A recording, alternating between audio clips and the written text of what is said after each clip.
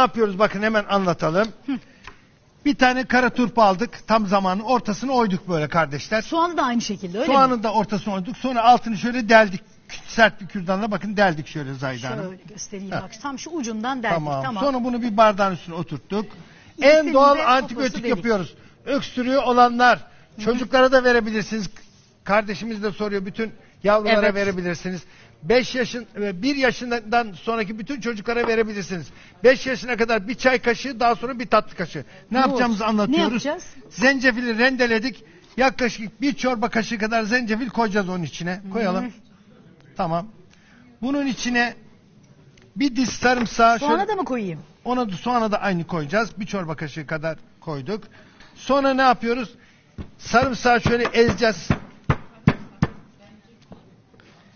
Bir diş sarımsağı ezdik Zahide Hanım. İçini koyacağız. Ha, bir tanesini şöyle, birinin şunu içine, bir koyalım. tanesini birinin içine, öyle mi? Evet. Bir tane daha eziyorum hemen şimdi. Koyduk içine. Bakın en doğal antibiyotik yapıyoruz. Öksürük için. Hemen bir tane daha, bir diş daha sarımsak Şöyle en eziyorum. son görelim. Ha. Zencefil koyduk. Evet. Rendeleyip. Evet. Sonra bir tane diş Bunu da sarımsağı soğana da. koyalım. Bunu koyalım. Tamam. Zencefil koyduk. Sarımsak koyduk. Üstüne dikkat edin, burası önemli. Ben şeker hastasıyım hocam diyorsanız yoğurt koyacaksınız. Ben şeker hastası değilim diyorsanız bal koyacaksınız. Şeker hastaları için peki bunun soğan olması, turp olması Hiç fark fark eder etmiyor. mi? Soğan da turp da ikisi de olabiliyor. Bal koyacağız buna böyle. Şöyle koyalım. Bir tanesine de yoğurt koyduk. Sevgili kardeşlerim, Allah şöyle Allah. dik duracak. Bakın biz daha önceden vakitten kazanalım diye yaptık. Bakın Ha, damla altında damla böyle. damlıyor. Altına bu suyu çıkacak işte. Ama bir şey söyleyeceğim, sizinki niye kırmızı? Ama kırmızı turp bulduk, onu yaptık. Kırmızı turptan da olur. Tamam, Siyah kırmızı turptan turptan da da olur. olur Soğandan yani. da olur. Karpuz turp denilen turp vardı şimdi, ondan da olur. Aklınızda olsun. En doğal antibiyotik. Geçmeyen öksürükleri geçirir. Nefes darlığı olanlar yapsın. Boğaz ağrısı olanlar yapsın. Elif kardeşim diyor ki benim boğazımda devamlı sıkıntı var. O yapsın. Bakın nasıl damlamaya başladı Zahide Hanım. Görüyor musunuz? Hemen Bakın damlıyor. Bak görüyor bak. musunuz? Damlıyor, Herkese bak. şurayı görsene bak. Evet, çok güzel Damlamaya görünüyor. başladı. Mükemmel.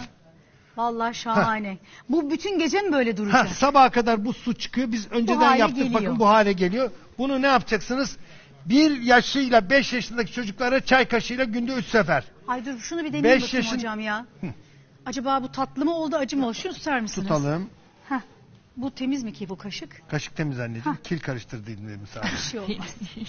Şimdi bundan bir kaşık ne zaman? Çocuklarınıza bir daha söylüyorum. 5 yaşına kadar bir çay kaşığı. Daha sonra bir tatlı kaşığı. Büyükler bir çorba kaşığı.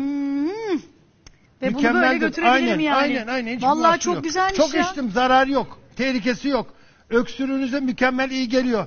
Boğaz ağrınıza iyi geliyor. Çocuk içebilir bunu Grip, çok rahat. Çocuklar da içebilir işte. 1 yaşından 5 yaşına kadar çocuklar. 1 yaşından küçüklere vermeyiniz.